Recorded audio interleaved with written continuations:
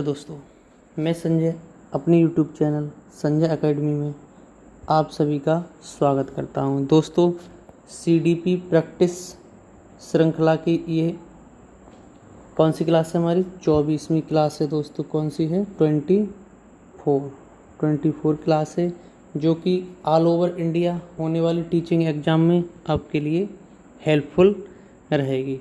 दोस्तों, इसी के साथ आगे चलते हैं। आगे चलने से पहले दोस्तों, हमारे YouTube चैनल संजय एकेडमी को आप सब्सक्राइब करें, लाइक करें एंड शेयर करें। दोस्तों, इसी के साथ आज का पहला प्रश्न देखते हैं। दोस्तों, पहला प्रश्न क्या है?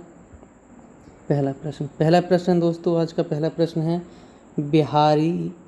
बिहारी परिवार में पले बड़े बच्चे, जहाँ घर के सभी सदस्य बिहारी में एक दूसरे से संवाद करते हैं। क्या करते हैं? एक दूसरे से परिचर्चा बिहारी भाषा में करते हैं। तो बच्चा अपने आप बड़ा या बड़ी होकर वही भाषा सीखेगा। पहचाने कि बच्चे द्वारा अपने पारिवारिक वातावरण में सीखी गई भाषा उसकी होगी। क्या होगी दोस्तों? उसकी, यानी कि पहचाने कि बच्चे द्वारा अपने पारिवारिक वातावरण में सीखी गई भाषा उसकी होगी। क्या होगी दोस्तों? क्षेत्रीय भाषा, पहली भाषा, स्कूल की भाषा, दूसरी भाषा और स्कूल की भाषा तो दोस्तों गलत हो जाएगी। अब ए और बी में देख लीजिएगा क्या सही होगा। क्षेत्रीय भाषा जैसी यहाँ पर कोई बात नहीं है दोस्तों। एक ही ऑप्शन सही है, ऑप्शन नंबर बी। पहले का सही उत्तर हो जाएगा ऑप्शन नंबर बी। यह भाषा उसकी पहली भाषा होगी दोस्तों। सही उत्तर हो जाएगा ऑप्शन नंबर बी, पहली भाषा। आइए इसी के साथ अगला प्रश्न देखते हैं दोस्तों। क्या है अगला प्रश्न? है प्राथमिक स्तर पर गणित शिक्षण के उद्देश्यों के संबंध में कौन सा कथन गलत है? क्या ढूंढना है दोस्तों? हमें गलत पर ध्यान देना है। हमारे लिए गलत पर ध्यान देना है दोस्तों। आइए देखते हैं क्या है। गलत पर ध्यान देना है दोस्तों। मान लिए देखते हैं क्या है। बच्चों में तार्किक सोच विकसित करना, ये तो दोस्तों सही है। ये सही है दोस्तों। बच्चों को गणित का आनंद लेना सीखना चाहिए, बिल्कुल सही बात है दोस्तों। बच्चों को, यानी गणित को बच्चों के वास्तविक जीवन के अनुभव का हिस्सा बनाना चाहिए, बिल्कुल सही बात है दोस्तों। तो बच्चों में गणित के प्रति घृणा की भावना पैदा करना चाहिए, बिल्कुल गलत है दोस्तों। और हमसे पूछा ही क्या है? गलत पूछा है, इसीलिए सही हो गया। और हमारा ए भी सही है इसीलिए गलत हो गया, बी भी सही है इसीलिए गलत हो गया, सी भी सही है इसीलिए गलत हो गया। तो हमारा एक ही ऑप्शन गलत है, ऑप्शन नंबर डी। और डी गलत है तो इसीलिए सही है। बच्चों में गणित के प्रति घृणा की भावना पैदा करना चाहिए, यही गलत है दोस्तों। तो प्रश्न नंबर 2 का सही जवाब हो जाएगा ऑप्शन नंबर डी। आइए अगला प्रश्न दोस्तों देखते हैं क्या है अगला प्रश्न है प्रश्न नंबर 3। प्रश्न नंबर 3 है दोस्तों, OBPTA मॉडल का अर्थ है। OBPTA मॉडल का अर्थ है। देखते हैं क्या है दोस्तों।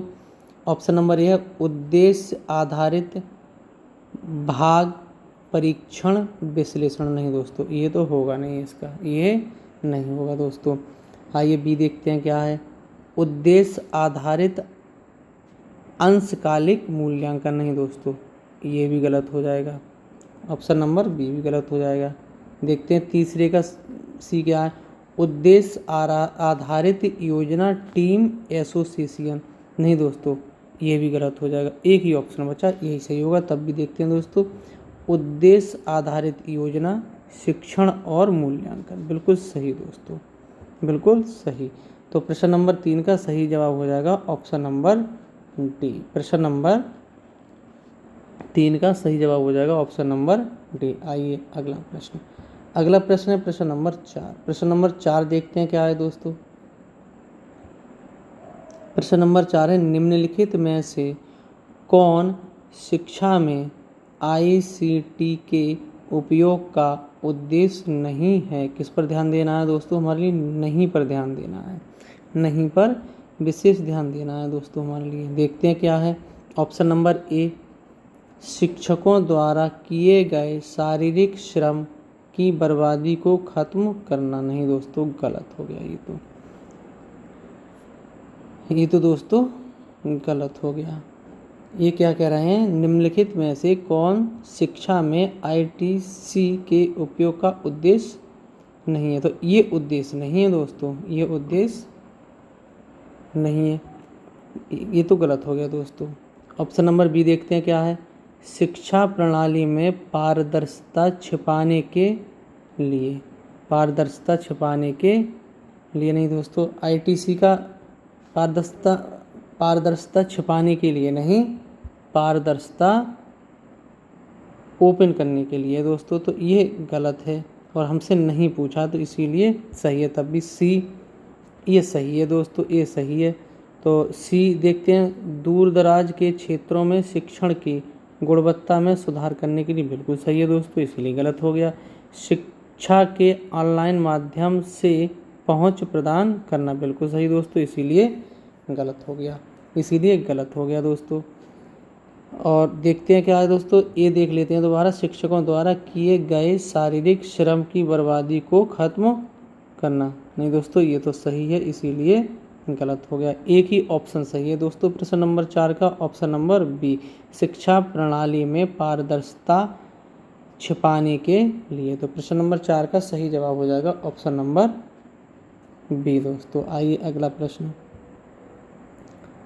अगला प्रश्न देखते हैं दोस्तों, क्या अगला प्रश्न पढ़िएगा क्या है। अगला प्रश्न है, बच्चा मुख्य रूप से डैश और डैश से अपनी डैश भाषा सीखता है। क्या है दोस्तों, प्रश्न नंबर 5, बच्चा मुख्य रूप से डैश और डैश से अपनी डैश भाषा सीखता है। देखते हैं क्या है दोस्तों। दूसरे माता पिता और दादा दादी, पहले स्कूल और समुदाय। नहीं दोस्तों, पहले स्कूल तो होगा नहीं दोस्तों, पहले स्कूल तो होगा नहीं दोस्तों, तो बी तो गलत हो जाएगा।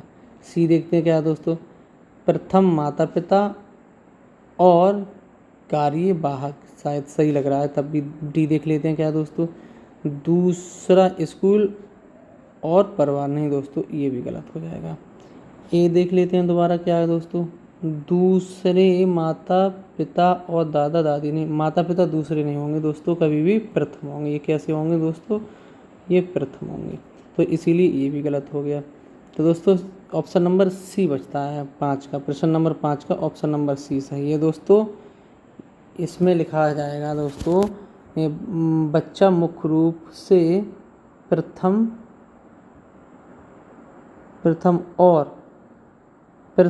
और माता पिता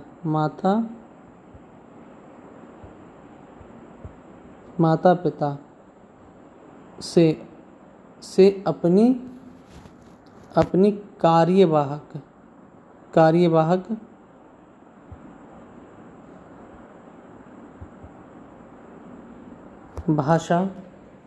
कार्यवाहक भाषा सीखता है। तो प्रश्न नंबर 5 का सही जवाब हो जाएगा ऑप्शन नंबर सी। आइए दोस्तों इसी के साथ अगला प्रश्न देखते हैं। अगला प्रश्न क्या है, अगला प्रश्न है दोस्तों प्रश्न नंबर 6। प्रश्न नंबर 6 देखते हैं क्या है। फिर दोस्तों ICT पर प्रश्न है, देखते हैं क्या है।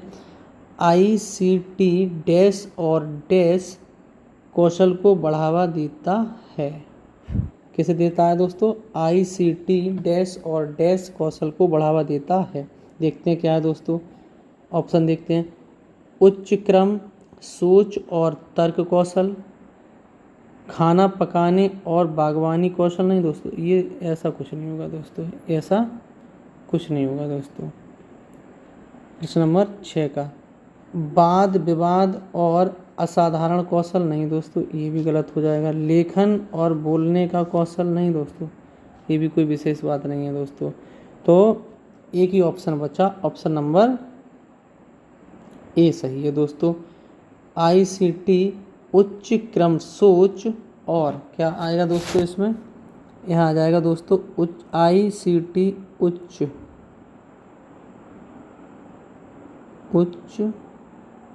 क्रम सोच, उच्च क्रम सोच और तर्क कौशल, और तर्क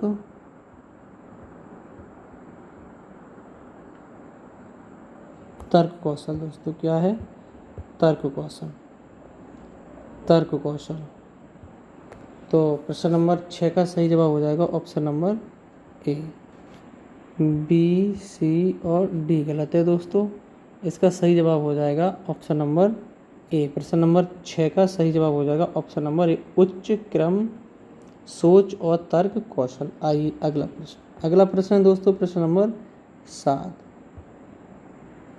प्रश्न नंबर 7 देखते हैं दोस्तों क्या है। प्रश्न नंबर 7 है, ये समझाने के लिए सबसे अच्छी रणनीति की पहचान करें कि 1/4 1/3 से कम है। 1/4 1/3 से कम है दोस्तों। आइए देखते हैं क्या है प्रश्न नंबर 7। प्रश्न नंबर 7 का देखते हैं, एलसीएम विधि का उपयोग करना। एलसीएम विधि दोस्तों, एलसीएम विधि हो जाएगी 1/4 माइनस 1/3, तो 12 आ जाएगा दोस्तों। क्या आ जाएगा, 12 आ जाएगा। तो ये तो दोस्तों बड़ी हो गई, एलसीएम विधि जो है दोस्तों वो बड़ी हो गई दोस्तों। ये शॉर्ट नहीं है क्योंकि बच्चा हमारा प्राथमिक स्तर का, तो ये तो विधि पर्याप्त नहीं है दोस्तों। ये विधि वैसे तो एलसीएम विधि का उपयोग वैसे तो सही है, लेकिन यहाँ इस प्रश्न के अनुसार गलत हो जाएगी दोस्तों। बी देख लेते हैं क्या है, मिट्टी के खिलौनों का उपयोग करना। मिट्टी के खिलौनों का उपयोग करना, तो ये भी गलत हो जाएगा दोस्तों। संख्या चार्ट का उपयोग करना। संख्या चार्ट अगेन दोस्तों, संख्या चार्ट 1 2 3 4 5 6 7 8 9 10, ये भी गलत हो जाएगा दोस्तों। ऑप्शन नंबर डी बचता है दोस्तों, कागज़ की पट्टियों का उपयोग करना। बिल्कुल सही बात है दोस्तों, हमारे लिए कागज़ की पट्टियों का प्रयोग करना चाहिए, क्योंकि हमारे जो है प्राथमिक स्तर और जूनियर स्तर के बच्चे हैं, तो इनके लिए सब दोस्तों हम 1/4 इस तरह से दिखा देंगे दोस्तों, 1/4 और 1/3 दोस्तों इस तरह से दिखा देंगे हम 1/3। तो हम दिखा देंगे दोस्तों कि यह 1/4 है दोस्तों, 1/4 है और ये 1/3 है दोस्तों। तो कागज़ की पट्टियों का प्रयोग करके हम बच्चों को सिखा सकते हैं कि पहचान करें कि 1/4 1/3 से कम है दोस्तों, ये 1/3 से कम है। तो प्रश्न नंबर 7 का सही जवाब हो जाएगा ऑप्शन नंबर डी दोस्तों। प्रश्न नंबर 7 का सही जवाब हो जाएगा ऑप्शन नंबर डी हो जाएगा, कागज़ की पट्टियों का उपयोग करना। आइए इसी के साथ अगला प्रश्न दोस्तों प्रश्न नंबर 8। देखिए दोस्तों, इसमें ये इन्होंने दिखाया है दोस्तों, क्या है, ये 1/4 है दोस्तों। ये क्या है, 1/4, तो 1 2 3, ये 3 खाने हैं दोस्तों, ये 1/4 है दोस्तों। अब ये 3/4 है दोस्तों, 3 गुणा 1/4 बराबर 3/4, 1 2 3, तो 3/4 दोस्तों। इस तरह से हम बच्चों को सिखा सकते हैं दोस्तों। आइए इसी के साथ अगला प्रश्न देखते हैं दोस्तों, प्रश्न नंबर 8। प्रश्न नंबर 8 देखते हैं क्या है दोस्तों। प्रश्न नंबर 8 है, 2 से 3 वर्ष के बच्चों में भाषा सीखने के कौशल को बढ़ाने के लिए माता पिता को निम्न नहीं करना चाहिए। किस पर ध्यान देना है दोस्तों? नहीं पर ध्यान देना है हमारे लिए। किस पर? नहीं पर ध्यान देना है दोस्तों हमारे लिए। नहीं देखते हैं क्या है? बच्चों को सजा देना, हाँ ये तो नहीं करना चाहिए, बिल्कुल सही लग रहा है दोस्तों। तब बी सी डी देखते हैं। बच्चे से हाँ या ना में प्रश्न पूछें। बच्चे से हाँ या ना में प्रश्न पूछें, ये तो सही है दोस्तों, इसीलिए गलत हो जाएगा। बच्चे को नए शब्द का प्रयोग करने के लिए प्रोत्साहित करना, बिल्कुल प्रोत्साहित करना चाहिए दोस्तों, इसीलिए सही है, इसीलिए गलत हो गया। उनसे बात करना, बिल्कुल बच्चों से जितनी हम अधिक से अधिक बात करेंगे वही बच्चों के लिए हितकर होगा, इसीलिए ये भी गलत हो गया। और बी भी गलत हो गया, सी भी गलत हो गया, डी भी गलत हो गया दोस्तों। तो प्रश्न नंबर 8 का सही जवाब हो जाएगा ऑप्शन नंबर ए, बच्चे को सजा देना। हमारे लिए दोस्तों सजा नहीं देनी है बच्चे के लिए। क्या नहीं देनी है? सजा किसी भी प्रकार की हमारे लिए बच्चे को नहीं देनी है। तो प्रश्न नंबर 8 का सही जवाब हो जाएगा ऑप्शन नंबर ए। क्या हो जाएगा दोस्तों? Option number A. आइए अगला प्रश्न, अगला प्रश्न दोस्तों प्रश्न नंबर 9। क्या है दोस्तों? प्रश्न नंबर 9। प्रश्न नंबर 9 है, साक्षी एक स्कूल में पढ़ा रही है। निम्नलिखित गुण को चुनिए जो उसे एक पारंपरिक शिक्षक से अलग बनाता है। पारंपरिक शिक्षक से अलग बनाता है दोस्तों। देखते हैं क्या है। वह शिक्षण के निगमनात्मक दृष्टिकोण का उपयोग करती है। वह शिक्षण के निगमनात्मक दृष्टिकोण का उपयोग करती है, ये तो गलत हो जाएगा दोस्तों। वह आईसीटी से परिचित है। आईसीटी से परिचित है, ये तो दोस्तों सही लग रहा है। तब भी और देख लेते हैं क्या है दोस्तों। आगे देखते हैं सी और डी। अध्यापन करते समय वह शिक्षण सहायक सामग्री का प्रयोग नहीं करती। नहीं दोस्तों, ये तो गलत हो जाएगा। शिक्षण सहायक सामग्री का प्रयोग हमारे लिए करना चाहिए। वह चौक और बात करने के तरीके को बढ़ावा देती है। नहीं दोस्तों, ये भी गलत हो गया। ए भी गलत हो गया दोस्तों, ए भी गलत हो गया। तो दोस्तों एक ही ऑप्शन बचा, ऑप्शन नंबर बी। प्रश्न नंबर 9 का सही जवाब हो जाएगा दोस्तों। प्रश्न नंबर 9 का सही जवाब हो जाएगा ऑप्शन नंबर बी। साक्षी जो है दोस्तों वो वह आईसीटी से परिचित है। आईसीटी से परिचित है दोस्तों, यही उसके लिए पारंपरिक शिक्षक से अलग बनाता है दोस्तों। आइए इसी के साथ अगला प्रश्न है प्रश्न नंबर 10। प्रश्न नंबर 10 क्या है देखते हैं दोस्तों। प्रश्न नंबर 10 है दोस्तों, निम्नलिखित में से कौन सा व्याकरण अनुवाद विधि के गुण के अंतर्गत आता है। निम्नलिखित में से कौन सा व्याकरण अनुवाद विधि के गुण के अंतर्गत आता है। ऑप्शन नंबर ए देखते हैं दोस्तों। यह विधि केवल पढ़ने और लिखने के कौशल पर केंद्रित है। यह शिक्षार्थियों से आत्मविश्वास को त्याग देता है। ऑप्शन नंबर सी है, मातृभाषा पर जोर और इसलिए लक्ष्य भाषा की उपेक्षा की जाती है। इस पद्धति में नए शब्दों का प्रतिपादन शिक्षार्थियों को बोधगम्य समझ प्रदान करता है। तो दोस्तों प्रश्न नंबर 10 दोबारा पढ़ते हैं क्या है। निम्नलिखित में से कौन सा व्याकरण अनुवाद विधि के गुण के अंतर्गत आता है। देखते हैं दोस्तों क्या है। प्रश्न नंबर 10 का ऑप्शन नंबर ए है दोस्तों। यह विधि केवल पढ़ने और लिखने के कौशल पर केंद्रित है। नहीं दोस्तों, ये तो बिल्कुल गलत हो गया। यह शिक्षार्थियों से आत्मविश्वास को त्याग देता। नहीं दोस्तों, आत्मविश्वास कभी नहीं त्यागेगा शिक्षार्थी या विद्यार्थी जो भी है दोस्तों, तो ये भी गलत हो गया। मातृभाषा पर जोर और इसलिए लक्ष्य भाषा की उपेक्षा की जाती। नहीं दोस्तों, हमारी लक्ष्य भाषा की भी उपेक्षा नहीं करनी है दोस्तों। लक्ष्य भाषा को हमारे लिए क्या करना है, हासिल करना है दोस्तों। क्या करना है, लक्ष्य भाषा को हासिल करना है दोस्तों। तो इसीलिए सी भी गलत हो गया दोस्तों। अब देखते हैं डी। प्रश्न नंबर 10 का ऑप्शन नंबर डी देखते हैं। इस पद्धति में नए शब्दों का प्रतिपादन शिक्षार्थी को बोधगम्य समझ प्रदान करता है। बिल्कुल सही जवाब हो गया दोस्तों। प्रश्न नंबर 10 का सही जवाब हो गया ऑप्शन नंबर डी। आइए अगला प्रश्न, इसी के साथ अगला प्रश्न देखते हैं दोस्तों। अगला प्रश्न क्या है? प्रश्न नंबर 11। प्रश्न नंबर 11 क्या है देखते हैं दोस्तों। प्रश्न नंबर 11 है, शिशु में भाषा अधिग्रहण की बबलिंग, इनकी बेबलिंग होगा दोस्तों, अवस्था किसके बीच होती है? यानी शिशु में भाषा अधिग्रहण की बेबलिंग अवस्था किसके बीच होती है?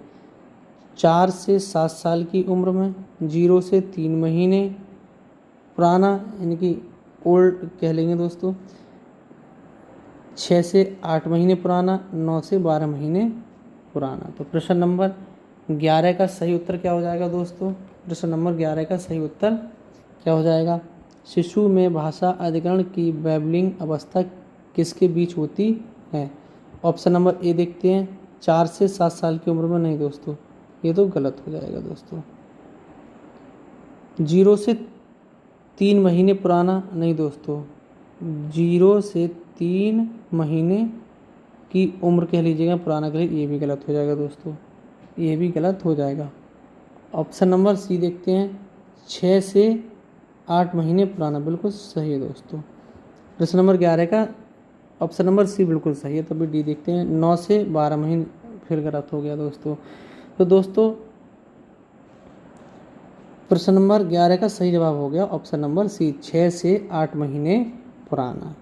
दोस्तों इसके कुछ पॉइंट देखते हैं। 6 से 8 महीने पुराना, जैसे कि दोस्तों बच्चा बेबलिंग करता है, जैसे बाबा, मामा, मामा आदि। तो दोस्तों इसमें सबसे पहले दोस्तों देखते हैं क्या है, कूइंग। सबसे पहली स्टेज क्या है दोस्तों? कूइंग। क्या है दोस्तों? कूइंग।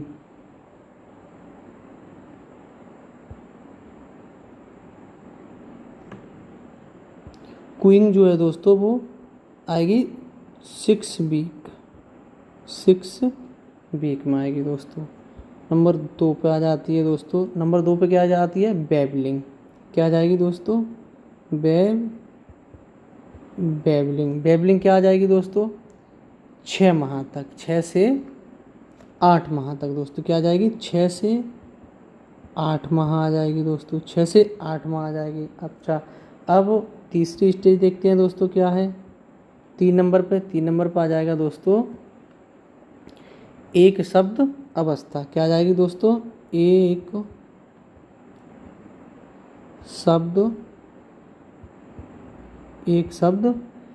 शब्द अवस्था, जो कि आएगी दोस्तों 1 साल में। क्या आएगी दोस्तों? एक शब्द अवस्था 1 साल में दोस्तों। अब 4 नंबर देख लेते हैं क्या है दोस्तों। चौथी स्थिति क्या है दोस्तों? चौथी है दोस्तों 2 शब्द। क्या है? दो शब्द, जैसे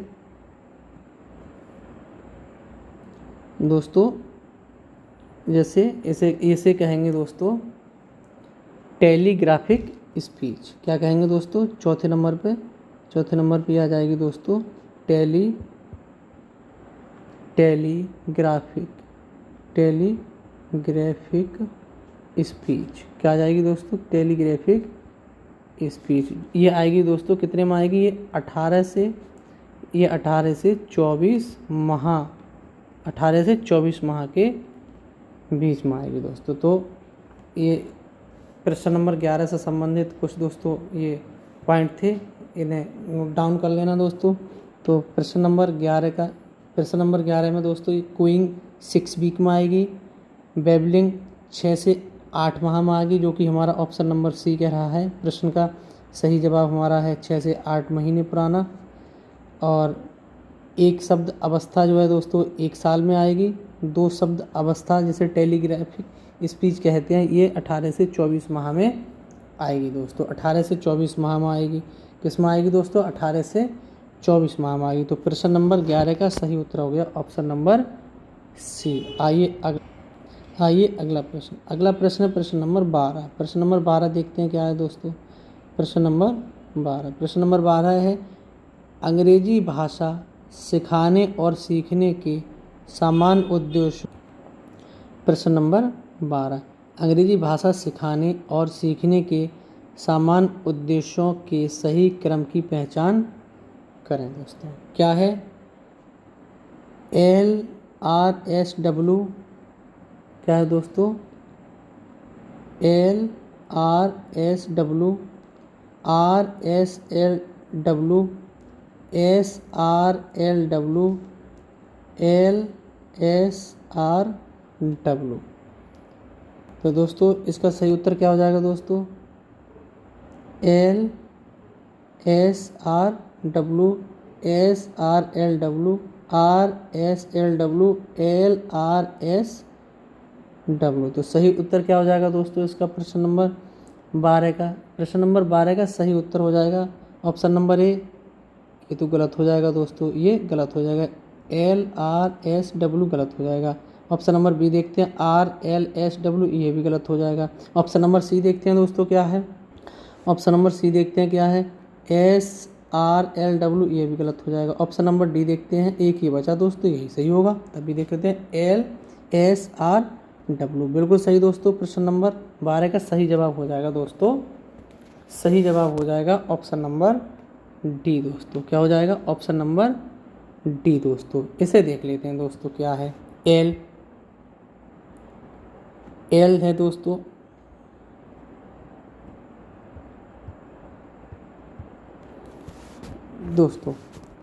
इसके लिए देख लेते हैं दोस्तों ये क्या है। एल है दोस्तों लिसनिंग। क्या है दोस्तों?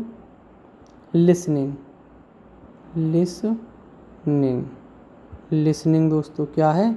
लिसनिंग। एस आ गया दोस्तों। एस क्या है? एस देख लेते हैं क्या है। स्पीकिंग। क्या है? स्पीकिंग दोस्तों। एस से प्रेजेंटेशन करेंगे हम स्पीकिंग। अच्छा दोस्तों, अब आया आर हमारा। आर क्या है दोस्तों? रीडिंग। क्या है दोस्तों? रीडिंग है दोस्तों। और डब्लू क्या है दोस्तों? राइटिंग। क्या है दोस्तों? राइटिंग दोस्तों। इससे संबंधित कुछ और फैक्ट देख लेते हैं दोस्तों, जैसे कि बच्चा एक साल में क्या है, एक साल में बच्चा कितने शब्द बोल लेता है दोस्तों? कितने शब्द बोलेगा? 3 शब्द। कितने? 3 शब्द दोस्तों। कितने? 3 शब्द। 2 साल का बच्चा कितने शब्द बोलेगा? 2200 नहीं सॉरी दोस्तों 272 शब्द। क्या दोस्तों? 272 शब्द। 2 साल का बच्चा 2 से 72 शब्द दोस्तों। 2 से 72 शब्द। अब 5 साल का बच्चा क्या जाएगा दोस्तों यहाँ पर? 5 साल का बच्चा कितने शब्द सीख लेगा दोस्तों? 2072 शब्द। 3 साल का बच्चा दोस्तों, 3 साल का बच्चा कितने सीख लेगा दोस्तों? 3 साल का बच्चा सीख लेगा लगभग 900 से 1000 शब्द दोस्तों। 4 साल का बच्चा कितना दोस्तों? 4 साल का बच्चा कितना सीखेगा दोस्तों? 1500 या 1600। कितने दोस्तों? 1600 शब्द सीख लेगा दोस्तों। क्या? सीख लेगा। और ये किसने दिया है दोस्तों? ये कॉन्सेप्ट जो है ये दिया है दोस्तों किसने? प्रोफेसर। किसने दिया है दोस्तों? प्रोफेसर डॉक्टर स्मिथ ने दोस्तों। किसने? स्मिथ ने। तो दोस्तों ये इससे संबंधित कुछ बातें थी, इन्हें नोट डाउन जरूर कर लेना दोस्तों। तो प्रश्न नंबर 12 का सही जवाब क्या हो जाएगा दोस्तों? Option number D, LSRW। प्रश्न नंबर 12 का सही जवाब हो जाएगा ऑप्शन नंबर डी दोस्तों। आइए इसी के साथ अगला प्रश्न दोस्तों, इसी के साथ आज का अगला प्रश्न, प्रश्न नंबर 12 का तो सही जवाब हो जाएगा ऑप्शन नंबर डी। इसी के साथ आज का अगला प्रश्न देखते हैं दोस्तों क्या अगला प्रश्न है दोस्तों। प्रश्न नंबर 13, एक बच्चे में भाषा की देरी का परिणाम डैश से नहीं हो सकता। किस पर ध्यान देना है दोस्तों? नहीं पर ध्यान देना है। मान लीजिए किस पर ध्यान देना है? नहीं। बच्चे में भाषा की देरी का परिणाम डैश से नहीं हो सकता। किससे नहीं हो सकता दोस्तों? श्रवण दोष, आत्म केंद्रित, मानसिक मंदता, वंशानुगत रोग। क्या दोस्तों? वंशानुगत रोग। तो दोस्तों एक बच्चे में भाषा की देरी का परिणाम डैश से नहीं हो सकता। श्रवण दोष से तो दोस्तों हो सकता है, इसीलिए गलत हो गया दोस्तों। आत्म केंद्रित, इससे भी दोस्तों हो सकता है, इसीलिए गलत हो गया। मानसिक मंदता, जब बच्चा मानसिक मंदता ही है, मंदबुद्धि है, तो दोस्तों भाषा सीखने में देरी तो आएगी ही आएगी दोस्तों, तो इससे भी हो सकता है, इसीलिए गलत हो गया। लेकिन दोस्तों किसी भी वंशानुगत रोग से भाषा की देरी में परिणाम नहीं हो सकता दोस्तों। तो ऑप्शन नंबर डी बिल्कुल सही है दोस्तों। प्रश्न नंबर 13 का सही जवाब हो जाएगा ऑप्शन नंबर डी, वंशानुगत रोग। क्या हो जाएगा दोस्तों? वंशानुगत रोग, इससे नहीं हो सकता दोस्तों। आइए अगला प्रश्न, इसी के साथ आज का अगला प्रश्न देखते हैं दोस्तों क्या अगला प्रश्न है। प्रश्न नंबर 14 देखते हैं दोस्तों। उद्देश्य आधारित शिक्षण और परीक्षण के उपयोग में शामिल नहीं है। किस पर ध्यान देना है दोस्तों? नहीं पर ध्यान देना है। उद्देश्य आधारित शिक्षण और परीक्षण के उपयोग में शामिल नहीं है। देखते हैं क्या है दोस्तों। ऑप्शन नंबर ए, आश्वासित आकलन की वैधता, पाठ्यक्रम पर अस्पष्टता, स्पष्ट पाठ्यक्रम परिभाषा, स्पष्ट अपेक्षित छात्र परिणाम। दोस्तों तो प्रश्न नंबर 14 का सही जवाब क्या हो जाएगा दोस्तों? प्रश्न नंबर 14 का यह है आश्वासित आकलन की वैधता। नहीं दोस्तों, ये तो गलत हो जाएगा दोस्तों, ये गलत हो जाएगा। भी देख लेते हैं। पाठ्यक्रम में या पर अस्पष्टता, तो उद्देश्य आधारित शिक्षण और परीक्षण के उपयोग में शामिल नहीं है। पाठ्यक्रम पर अस्पष्टता, यही सही है दोस्तों, ये शामिल नहीं है दोस्तों। नहीं है तो सही हो गया दोस्तों हमारा। तो प्रश्न नंबर 14 का सही जवाब हो जाएगा ऑप्शन नंबर बी। तब भी सी और डी देख लेते हैं, शायद इससे भी अच्छा उत्तर हो। स्पष्ट पाठ्यक्रम प्रभाव, नहीं दोस्तों ये तो सही है, इसीलिए गलत हो गया। स्पष्ट अपेक्षित छात्र परिणाम, ये भी सही दोस्तों, इसीलिए गलत हो गया दोस्तों। तो उद्देश्य आधारित शिक्षण और परीक्षण के उपयोग में शामिल नहीं हो सकता, तो पाठ्यक्रम पर अस्पष्टता ये शामिल नहीं हो सकता। तो प्रश्न नंबर 14 का सही जवाब हो जाएगा ऑप्शन नंबर बी। आइए अगला प्रश्न देखते हैं दोस्तों क्या है। अगला प्रश्न है प्रश्न नंबर 15, पुनः ICT से है दोस्तों। देखते हैं क्या है। ICT का अर्थ डैश है और एक बाइट में बिट्स होते हैं। दोस्तों प्रश्न 12 देखते हैं। ICT का अर्थ डैश है और एक बाइट में डैश बिट्स होते हैं। देखते हैं दोस्तों क्या है। अंतर्राष्ट्रीय समुदाय शब्दावली 6, नहीं दोस्तों ये तो गलत हो जाएगा। सूचना और संचार प्रौद्योगिकी 8, बिल्कुल सही है दोस्तों, बिल्कुल सही है दोस्तों। तब भी CD और देख लेते हैं। अंतर संचार प्रौद्योगिकी 10, नहीं दोस्तों ये तो गलत हो जाएगा।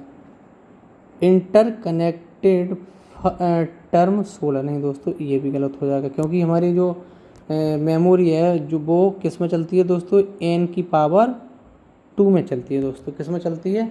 2 में चलती है। इसीलिए आपने देखा होगा दोस्तों, जो हमारी फ़ोन है, लैपटॉप है, जो भी है, डेस्कटॉप है, उसकी मेमोरी जो है 1 GB, 2 GB, 4 GB, 8 GB, 16 GB, 32 GB, 64 GB, 65 GB नहीं होती है दोस्तों। तो क्या है, n की पावर 2 में चलती है दोस्तों।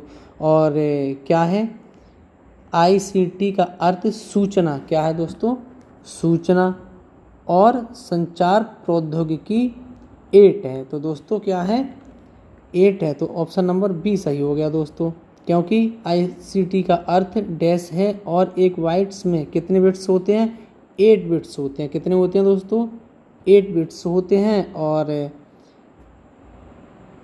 सूचना और संचार प्रौद्योगिकी है दोस्तों, सूचना और इसमें आ जाएगी दोस्तों, ये दोस्तों सूचना और संचार प्रौद्योगिकी है और एक बाइट में 8 बिट्स होते हैं दोस्तों। तो सही जवाब हो जाएगा ऑप्शन नंबर बी। प्रश्न नंबर 15 का सही जवाब हो जाएगा ऑप्शन नंबर बी।